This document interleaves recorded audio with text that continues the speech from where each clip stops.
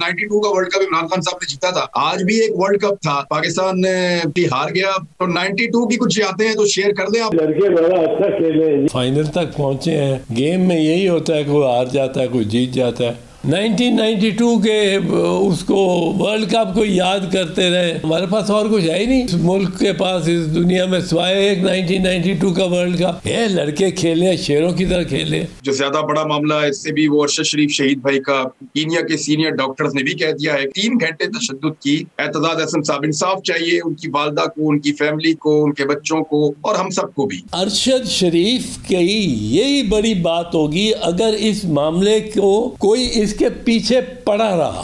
Police ने खास दिलचस्पी नहीं लेनी। मुझे नहीं लगता कि अरशद शरीफ का खून जो नाहक है उस शहीद का, वो पता नहीं लगेगा। ये मैं नहीं मानता। इमरान खान साहब दोबारा लॉन्ग मार्च में शामिल होने वाले हैं। आपको लगता है कि अब ज्यादा लोग आ जाएंगे? पिंडी में पहुंच के उनका क्या है वो इरादा है पीटीआई वालों का, ये मुझे तो कोई इसमें इल्म नहीं है। सब्सक्राइब करें और बेल दबाएं ताकि कोई खबर रह न जाए।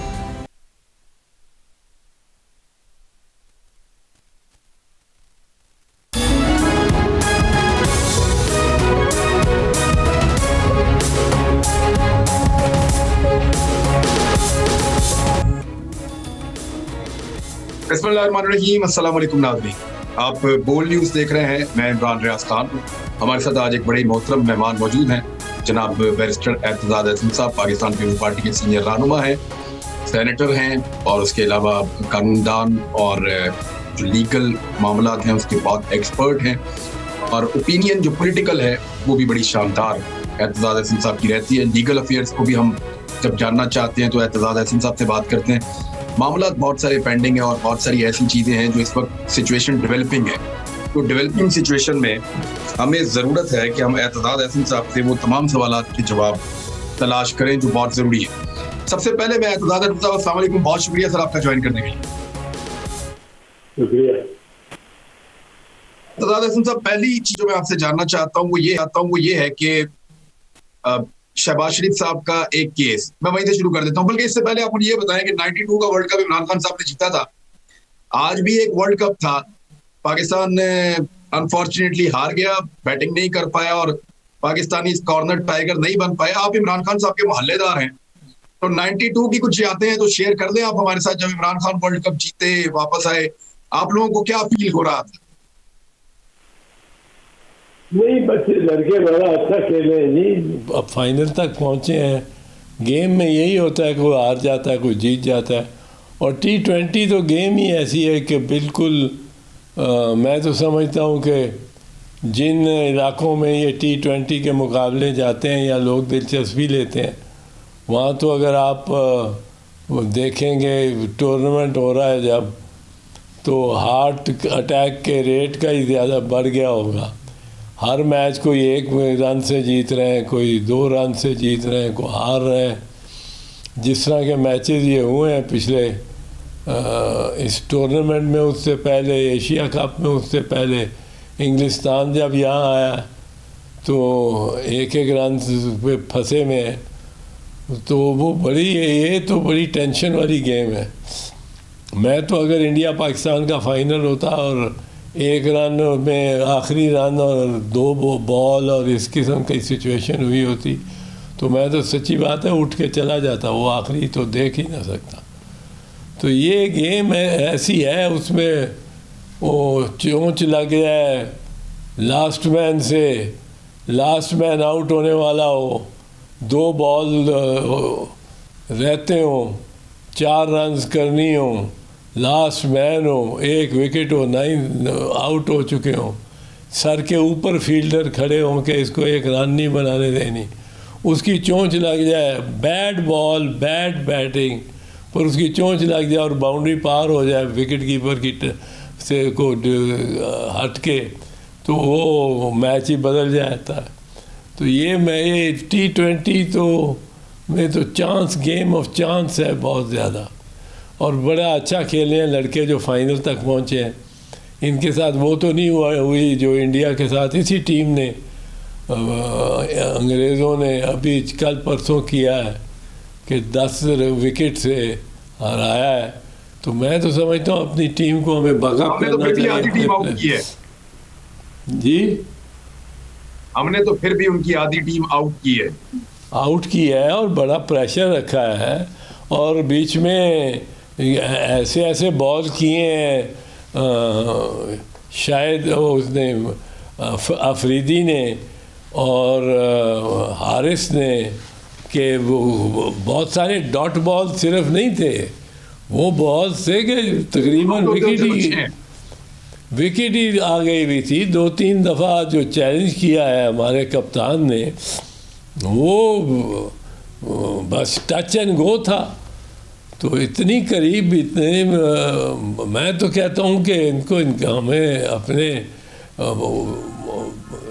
प्लेयर्स की हौसला अफजाई करनी चाहिए। इमरान, हर गेम तो नहीं जीत सकता आदमी, और फाइनल में पहुंच के T20 दूसरे नंबर की टीम है दुनिया में, तो सारी गेम्स तो आप नहीं जीत सकते। लेकिन अच्छी बात यह है कि आज मैच था, हमने उससे ओपनिंग इसलिए की ताकि आप भी थोड़े से वार्म अप हो जाएं। सर नहीं, और मतलब है अब हम 1992 के उसको वर्ल्ड कप को याद करते रहे, तो ये तो हमारी कमाई की हो गया है ना, कि हमारे पास और कुछ है ही नहीं इस मुल्क के पास, इस दुनिया में, सिवाय एक 1992 का वर्ल्ड कप है। लड़के खेले, शेरों की तरह खेले। इससे पहले भी ये T20 में खैर 1 या 2 दफ़ा जीत चुके हैं, वर्ल्ड चैम्पियन हो चुके हैं। एक बार जीते हैं 2009 में। जी, 2009 में तो बड़ा अच्छा खेला है जी बाबर आजम की टीम ने, और बाबर आजम की टीम को हमें वेलकम करना चाहिए अगर वो वापस आए तो। वेल प्लेड पाकिस्तान, बट छोटी छोटी चीजें हैं, उनको और बेहतर करेंगे तो और बेहतर खेलेंगे, बेहतरी की गुंजाइश हमेशा रहती है। एतजाज साहब, एक मैच शहबाज शरीफ साहब ने भी खेलने का फैसला किया था बरतानिया में डेली मेल के साथ, और खुद ही मैदान में उतरे थे। किसने इनको मशवरा दिया था कि उस अखबार को जाके चैलेंज कर दें? और जब ये तय कर दिया अदालत ने कि शहबाज शरीफ साहब, आपकी बात ठीक है कि ये हत्या के इज्जत के जुमरे में आता है, अब आपके 13 एतराज़ात का जवाब इस अखबार को देना पड़ेगा, तो फिर शहबाज शरीफ साहब को इंटरनेशनल सादिक और अमीन करार दिया गया था पाकिस्तान में। पाकिस्तान के मीडिया ने लगभग 100 के करीब प्रोग्राम किए थे कि शहबाज शरीफ साहब जीत गए, इंटरनेशनल सादिक और अमीन बन गए। लेकिन अब शहबाज शरीफ साहब जवाब ही नहीं दे रहे पिछले 10 महीने से, और उल्टा उन्होंने जुर्माना करवा लिया। सर इमरान, इस पे अभी too early to call judgement अभी आप नहीं दे सकते। अभी कोई उन्होंने एविडेंस नहीं हुआ, अप्रिशिएट नहीं एविडेंस हुआ, जज ने बैठ के देखा नहीं है, वो सारी शहादत तो फिर भी आनी है ना। एक स्टेज ये है कि जिस स्टेज पे आज था उस स्टेज पे अगली डेट पे चलेगा। तो मैं ये समझता हूँ कि अगर अभी से शादियाने बजाने शुरू कर दिए हैं, वो नहीं होना चाहिए। हाँ, एक चीज़ इससे जो सबक सीखने का है वो कि एक फ्रीक ने, यानी शहबाज शरीफ ने, उसने इस्तदा की है कि मुझे इल्तवा किया जाए, इस केस में इल्तवा चाहिए। अब इल्तवा चाहने का 2 चीज़ें इसमें, एक तो इल्तवा मांगा सिर्फ, दूसरी उन्होंने कहा कि वो वज़ीर आज़म है पाकिस्तान का, उसको काम है बहुत सारे, और वो नहीं इस अदालत में अभी आ सकता। अब आप देखें हमारी अदालत और उनकी अदालत का फ़र्क। हमारी अदालत ने तो इस्तिस्ना दे दिया कि भाई ठीक है, आप पेशी पेश रखना हो।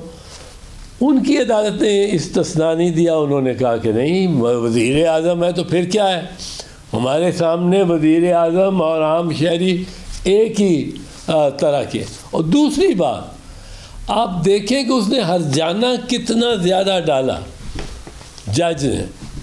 57,000 पाउंड दोनों को पड़ा है, ये लगभग पाकिस्तानी 1.5 करोड़ बनता है। 1.5 करोड़ रुपया अगर आप समझे बनता है तो 1.5 करोड़ रुपया हर्जाना। अब जिस फ्रीक पे 1.5 करोड़ रुपया हर्जाना पड़ जाए, वो इनके लिए आसान भी हो देना, लेकिन उस पे उसको ये तो समझ आ जाती है कि अगली पेशी मैं नहीं ले सकता। हमारे यहाँ ताख़ीर जब होती है वो इसी वजह से होती है कि वकील साहब बीमार हो गए जी, आज वो फाइल नहीं आई, आज जी वो दूसरी अदालत में है, आज जज साहब नहीं बैठे। वो अगर 50 पेशियाँ एक दावे में होती हैं उसके फैसला होने तक, तो उनमें से 30 तो इस किस्म की होती हैं। अब अगर यहाँ भी पाकिस्तान में भी हर्जाना, भारी हर्जाना देना पड़े आपको, भारी मैं कहता हूँ, अगर आपको फरीक को, पार्टी को या वकील को 20,000 रुपया हर्जाना भी डालते हैं कि आप पेशी लेना चाहते हैं, आप लें, 20,000 रुपया जमा करा दें, तो एकदम ये जो ताख़ीर होती है जो इनके फ़ैसलों में हमारे यहाँ अदालतों के, वो बहुत फ़र्क पड़ जाए। और मैं ये बहुत अरसे से कह रहा हूँ कि कॉस्ट इनको कहते हैं, कॉस्ट डालनी चाहिए और हैवी कॉस्ट डालनी चाहिए। आप डालनी शुरू कर दें हैवी कॉस्ट तो सब मतलब है हर कोई चौको चौबंद हो जाएगा। और ये असल सबक है इस केस में इस वक्त। साहब, उसमें एक मौक़िफ़ जो शहबाज शरीफ साहब का आ रहा था, वो ये भी सुनने में आ रहा है कि वो कह रहे थे वहां पे कि आप इसका फैसला इसलिए ना दें क्योंकि ये फैसला पाकिस्तान में होने वाले हमारे अदालती फैसलों पर असरअंदाज हो जाएगा। अब डेली मेल्स को पहले ये कहा गया कि इनके पास सबूत ही नहीं है, उन्होंने 50 सफ़ों के सबूत जमा करवाए हैं। अब उन सबूतों के जवाब शहबाज शरीफ साहब नहीं दे रहे, यानी इसकी क्या वजह हो सकती है कि जवाब नहीं दे रहे? क्योंकि अगर शहबाज शरीफ साहब सच्चे हैं तो इनको तो चाहिए था पहले दिन जवाब देते और उड़ा देते उनको, और ये सुरखरू होकर पूरी दुनिया के अंदर इंटरनेशनल सादिक और अमीन बनकर आ जाते। देखो इमरान मेरे भाई, अभी इस पे सीटी नहीं बजा देनी चाहिए हमें, और खुशी का ये अभी इस केस का फैसला होना है, उसने जवाब देना है। शहबाज शरीफ वाक़ईतन आप देखें पिछले अरसे में कुछ, अब ये तो मानना पड़ेगा, मसरूफ़ रहा है। वो किसी कोई साजिश करते हुए मसरूफ़ रहा है, या कोई वज़ारत उज़्मा करते हुए मसरूफ़ रहा है, सैलाब आया रहा है, वाकई वो एक मसरूफ़ रहा है। अब चूँकि वो मसरूफ़ रहा है तो हो सकता है वो अपने वकीलों के साथ बैठ के उस केस की बारीकियां डिस्कस ना कर सका हो, क्योंकि अगर आपने जवाब देना है और ख़ासकर बरतानवी अदालत में जवाब देना है तो काफ़ी बारीकियां उन पे केस में जाके करना है। तो वो इस बारे में सर आपसे मैं जानना चाहता हूँ कि एक मुल्क का वज़ीर आज़म दूसरे मुल्क की अदालत में जुर्माने अदा कर रहा है, ये क्या बिल्कुल नॉर्मल चीज है? यानी अगर इंडियन नरेंद्र मोदी को अमेरिका या बरतानिया की अदालत जुर्माना कर दे तो हम उसको अपने मीडिया में कैसे सेलिब्रेट करें? नहीं, वैसे तो उन्होंने नहीं, ये एक होती है सॉवरेन इम्यूनिटी और डिप्लोमेटिक इम्यूनिटी। डिप्लोमेटिक इम्यूनिटी हर डिप्लोमेट को होती है, और वज़ीर आज़म और सदर को सॉवरेन इम्यूनिटी होती है। इम्यूनिटी होती है, इस्तिस्ना होता है अदालत में पेशी से या अदालत में जवाबदेही से। तो ये मुझे नहीं पता, अगली दफ़ा जब इन्होंने केस किया था तब ये वज़ीर आज़म नहीं थे, गालिबन ये वजह हो सकती है। हाँ, वो तो उस वक्त नहीं, जब ये पेशी पड़ी है तब तो वज़ीर आज़म है ना। वो वज़ीर आज़म पेशी के दौरान केस सुने जाने के दौरान वज़ीर आज़म हो जाए तो वो मुस्तस्ना है, वो नहीं हुआ। तो सर आप यानी इसको एक नॉर्मल चीज आप देख रहे हैं कि वज़ीर आज़म को जुर्माना हो जाए, यानी इसके ऊपर कोई इंटरनेशनली हमारे ऊपर यानी लोग तो मजाक उड़ाएंगे कि इनका वज़ीर आज़म जुर्माने अदा कर रहा है बरतानिया की अदालत में। हाँ, ये अजीब बात तो है, लेकिन ये वो हतमी उस तरह का फैसला नहीं है। मैंने कई दफ़ा देखा है कि और मीडिया पे भी और अदालतों में भी जो स्टेज होती है इंटरिम स्टेज, जो दरी असना होती है, आगाज़ केस के और केस के इख्तिताम तक वो शायद और अक्सर, बल्कि अक्सर वो नतीजे का आपको कोई रहनुमाई नहीं करती कि ये होगा। वो अभी ये कहना इतना कबल अज़ वक्त है, ये कहना दुरुस्त है कि हमारे वज़ीर आज़म को जुर्माना हुआ है वहाँ, और इसमें हमारी बड़ी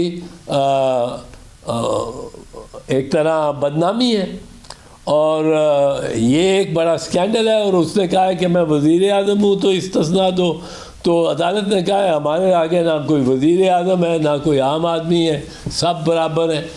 अब ये हमारी बड़ी बेइज्जती है। लेकिन अभी ये फ़ैसला कर लेना कि केस का ही फ़ैसला शरीफ ख़ानदान के ख़िलाफ़ हो गया है, ये अभी हतमी नहीं है। ठीक है, अभी ये कबल अज़ वक्त है।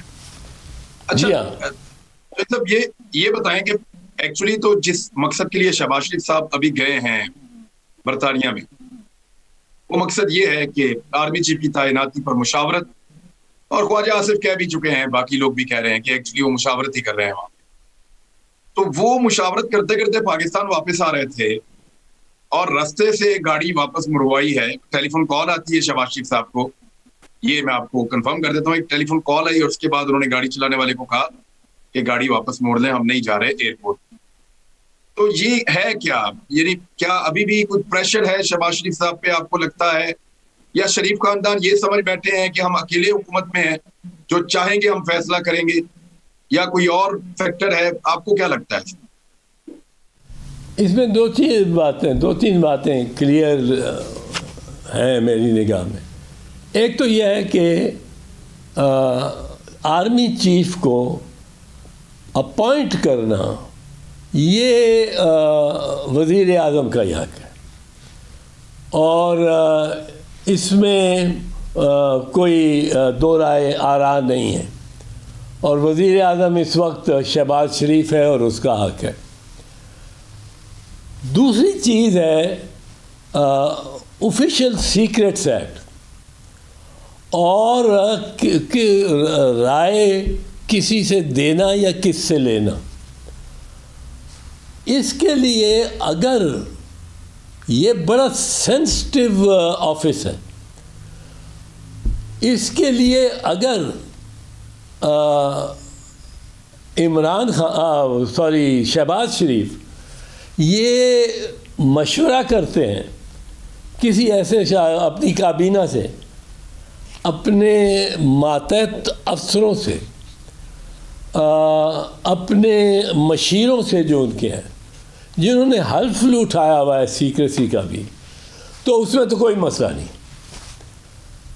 अगर वो मशवरा, और वो कर सकते हैं, ये तो वज़ीर आज़म पे कोई कदगन नहीं है कि वो वज़ीर आज़म हो और वो अपने किसी दोस्त से पूछे कि मैं काला कोट पहनूं या सफ़ेद कोट पहनूं, मशवरा कर सकता है।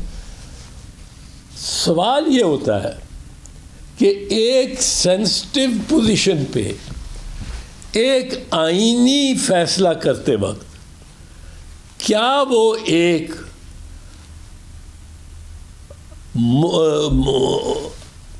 डिक्लेयर्ड मुजरिम और मफरूर के साथ उसको इसमें लेना चाहिए, एतमाद में लेना चाहिए कि मेरे जहन में क्या गुजर रही है, मैं जनरल एक्स को या जनरल वाई को, जनरल जेड को, ये उनकी इसकी ये खूबी है, इसकी ये खूबी है, इसमें ये गलत बुराई है, इसमें ये बुराई है, इसमें ये मेरिट है, इसमें ये मेरिट है, ये हमारे हक़ में है, ये हमारे ख़िलाफ़ है। कोई भी बात ऐसी क्या वो शेयर कर सकता है? तो मेरे ख़्याल में ये ऑफिशियल सीक्रेट्स एक्ट, ये जो रिपोर्ट आई होगी GHQ से, जो नाम आए होंगे GHQ से, वो ऑफिशियल सीक्रेट है। वो रिपोर्ट आप बाज़ार में नहीं दे सकते, आप टेलीविज़न पे नहीं ला सकते। कि GHQ ने ये 3 नाम भेजे और 3 में से कहा कि आप तीसरे को प्रेफर करें। नाम 3, ये 3 सीनियर हैं, पर तीसरे को प्रेफर करें और उसको आप लगाएं हमारा आर्मी चीफ। और ये चीज़ सरेआम मैं बता रहा हूँ लोगों को, ये तो बड़ा ऑफिशियल सीक्रेट है कि वो बता रहे हैं कि 3 नाम में से तीसरा बेहतर है। अगर तीसरा बेहतर है और वो बताना पड़ेगा कि क्यों बेहतर है, पहले 2 से क्यों बेहतर है, वो रीज़न्स देने पड़ते हैं। अगर आपको रीज़न्स देने पड़ते हों किसी बात को, तो वो रीज़न्स जो हैं वो ऑफिशियल सीक्रेट्स हैं, और अगर वो ऑफिशियल सीक्रेट्स हैं तो उनको शेयर करना ऑफिशियल सीक्रेट्स एक्ट के ख़िलाफ़ है, और फिर आप एक मफरूर के साथ शेयर करें तो वो खिलाफ है। तो ये आपको लगता है फिर शहबाज शरीफ साहब को रुकना पड़ गया इसलिए कि रास्ते में उनको टेलीफोन कॉल आती है, और इससे पहले ये खबर थी कि शरीफ खानदान अपने तौर पे चीज़ें तय कर चुके थे, और एक टीवी चैनल पे ये खबर चलवा भी थी कि लिस्ट में जो सबसे सीनियर है, ये बाकायदा टीवी चैनल पे चली है उनकी वेबसाइट पे, उसी को बनाया जाएगा और इस किस्म के कुछ फैसले किए जाने। बहरहाल एक ब्रेक लेते हैं, एतजाज अहसन साहब ब्रेक से वापस आते हैं, बातचीत को आगे बढ़ाते हैं। ये हुकूमत क्या इस लॉन्ग मार्च के सामने सस्टेन कर पाएगी? इमरान खान साहब जख्मी होने के बाद जब दोबारा लॉन्ग मार्च में जाएंगे तो फिर मोमेंटम कैसा होगा? उनके बगैर भी लॉन्ग मार्च में लोग आ रहे हैं। एक ब्रेक, वापस आते हैं।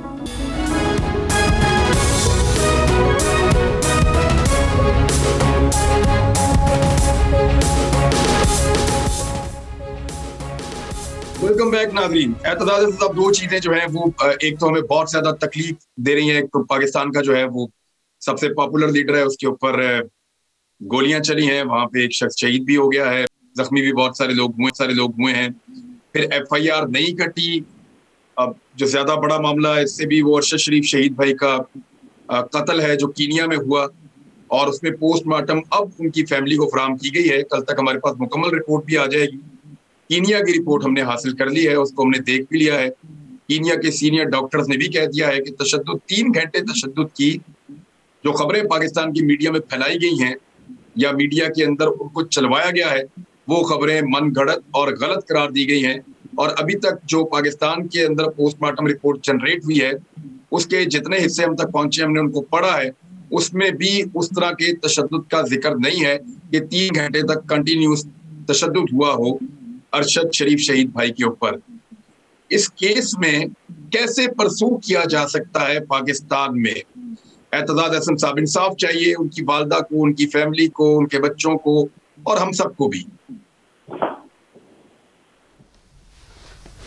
इमरान, आपको वो साहिवाल का दिल खराश सीन याद है जो बच्चे जिनके वालिदैन दोनों को मार दिया गया, और वो 3-4 साल के 2 बच्चियां, ये बेटियां थी शायद, जख्मी भी पत्तोकी के करीब, उनको पुलिस गाड़ी से निकाल के पुलिस गाड़ी में बिठा रही है, उनको कुछ पता नहीं क्या हुआ। किस कदर दिल खराश सीन था। इमरान भूल गए उसको हम। अरशद शरीफ की यही बड़ी बात होगी अगर इस मामले को कोई इसके पीछे पड़ा रहा। ये मामला, मैं इस नतीजे पे पहुंचा हूं, ये मामला कोई हमारी एजेंसी से या हमारी पुलिस से या हमारे कोई बड़े वो जो को क्या होते हैं वो सुराग लगाने वाले, सुराग रसां एजेंसी या ग्रुप, इनसे नहीं होना हल। पुलिस ने ख़ास दिलचस्पी नहीं लेनी, और ये मामला आहिस्ता आहिस्ता आहिस्ता लोगों के जहनों से हट जाना है। ख़ानदान उजड़ गया, 5 बच्चे दो उसकी बेगमात थी, वालदा, इन पे सब पे असर पड़ा और हम अपने अपने काम पे लग जाएंगे। अगर इसने हल होना है ना, और इसने हल हो जाना है, ये मैं बता दूं, मुझे नहीं लगता ये, क्योंकि इसका मामला ऐसा है कि अरशद शरीफ का खून जो नाहक है उस शहीद का, वो पता नहीं लगेगा, ये मैं नहीं मानता। उसकी वजह ये है, इसके पीछे ये मिस्टेकन आइडेंटिटी का केस नहीं है। साहिवाल वाला जो इंसिडेंट हुआ था, एक्चुअली अगर मिस्टेकन आइडेंटिटी का केस आप किसी को कह सकते हैं तो उसको कह सकते हैं, हालांकि वो बहुत बड़ा जुल्म था, हम सब बहुत रंजीदा थे उस पे, लेकिन अरशद शरीफ की टारगेट किलिंग है, मिस्टेकन आइडेंटिटी नहीं। पहले मुल्क में उसको वो हालात पैदा किए, उसके लिए नहीं, हम सबके लिए। सर मेरे ऊपर 21 FIR हैं, 9 FIR साबिर शाकिर के ऊपर है, समी इब्राहिम के ऊपर 1 दर्जन FIR है, अरशद शरीफ शहीद पे 16 FIR हैं। और ये कौन है मुद्दई, कहां से आ गए हैं? मुझे कई मुद्दई मिले, उन्होंने कहा हमारे घर वालों ने हमें निकाल दिया इसलिए कि हमने आप पे पर्चा करवाया हुआ है, हमें तो पता ही नहीं कि हमने आप पे पर्चा करवाया हुआ है। तो ये किसने किया हमारे साथ सर? सबको पता है। मैं आपको बताऊं, अरशद की शहादत का जो सारा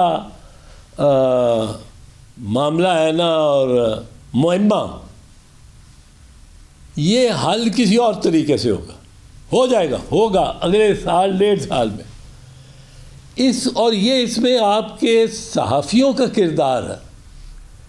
इसके पीछे कोई इंटरनेशनल सहाफ़ी जो बड़ी करता रहता है, और बड़े हैं, बहुत हैं, जिन्होंने पीछे पड़ के और एक बंदे का जाके इंटरव्यू लेके करके, जाए वकूआ पे जाके, फिर उसको स्टोरी पता लगी कि वो आदमी वो जो दूसरे मुल्क में या कहीं रहता है, उसने कोई किरदार अदा किया है। ये एक इंटरनेशनल इन्वेस्टिगेटिव जर्नलिस्ट का काम है, और वो इस पे अगर पाकिस्तान के सहाफ़ी सिर्फ इतना करें कि ऐसे किसी सहाफ़ी को ढूंढ के, और जो उनके पास उसमें दिलचस्पी क्रिएट करें, वो पैसे भी नहीं लेगा। वो पैसे भी लेगा जब उसके पास स्टोरी सारी आ जाएगी, फिर वो सेल करना चाहेगा स्टोरी, फिर जब वो सेल करेगा उसमें उसको रकम मिलेगी।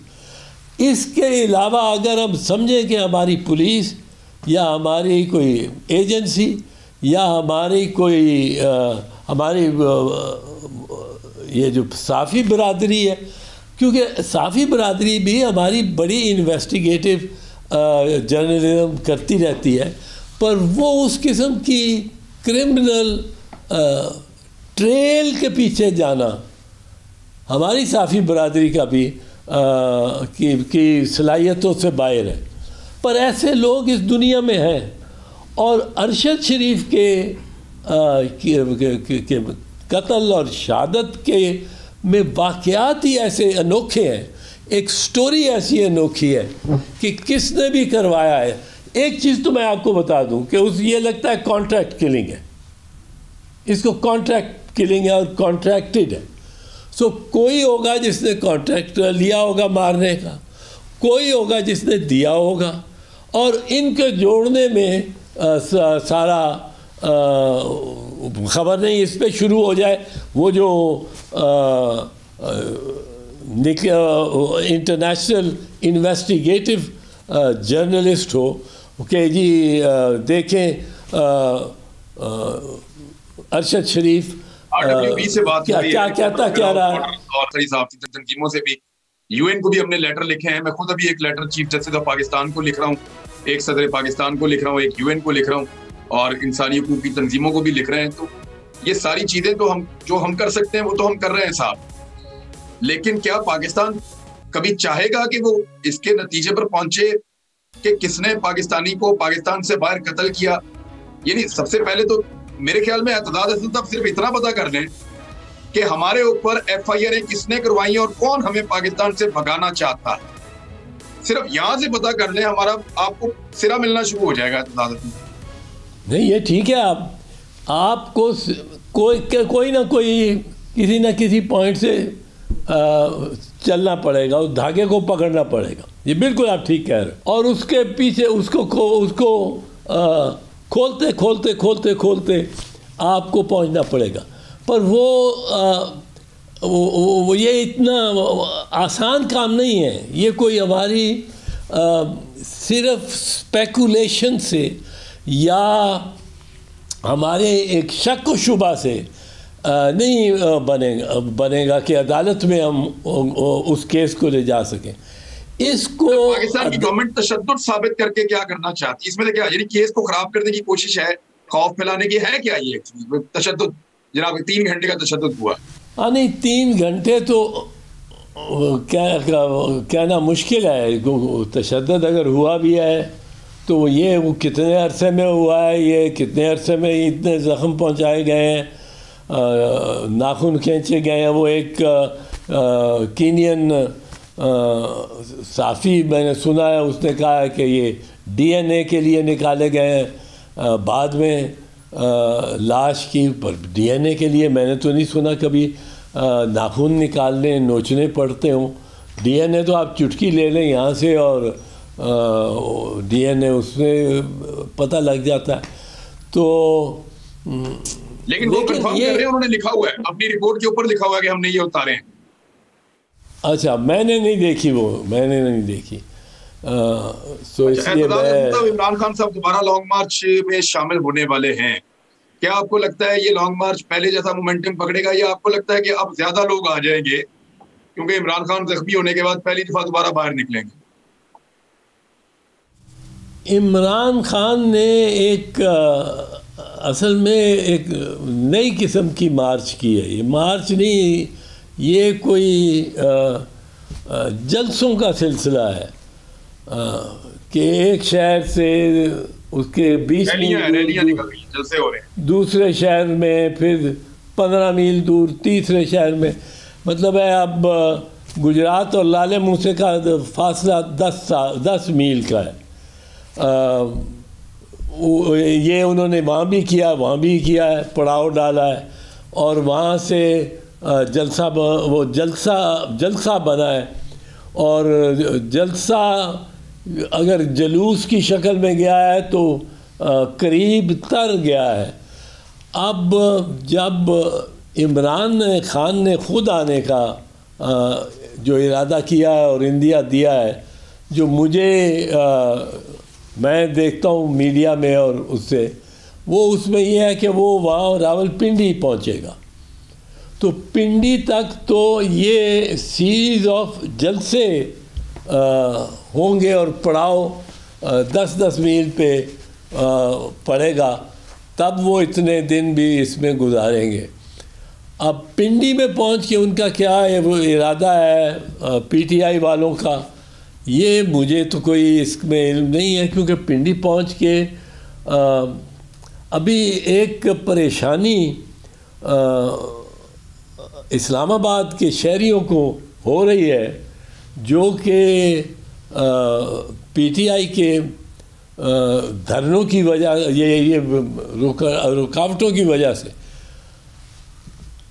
उस शहर को कंटेनर लगा के जेल बनाया। अगर तो राना सनाउल्लाह ने बनाया, और वैसे लोग उसके लिए ज़्यादा PTI को मोरद इल्ज़ाम बना रहे हैं कि जी हमारे लोगों ने लंबा बड़ा कर दिया ना, लंबा बहुत हो गया।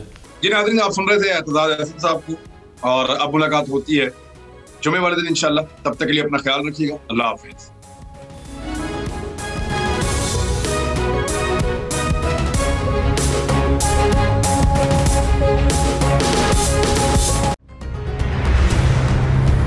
कप्तान का हकीकी आजादी मार्च, बोल न्यूज की खुसूसी कवरेज। ये एक फैमिली मार्च है। हकीकी आजादी मार्च जो है GT रोड पर रवां दवा है। बोलने की हक और सच की बात। इमरान खान के कंटेनर के करीब फायरिंग का वाकया पेश आया, फायरिंग से अस्पताल मुंतकिल। कातिलाना हमले से किया पर्दा चाक। बोल हमेशा बना आवाम की आवाज। को वेलकम देता आजादी मार्च के लिए बहुत अच्छी कवरेज की है। ये मार्च की तो जबरदस्त कवरेज। सबसे ज्यादा रील्स और सबसे ज्यादा रेटिंग के साथ सब्सक्राइब करें और बेल दबाएं ताकि कोई खबर रह न जाए।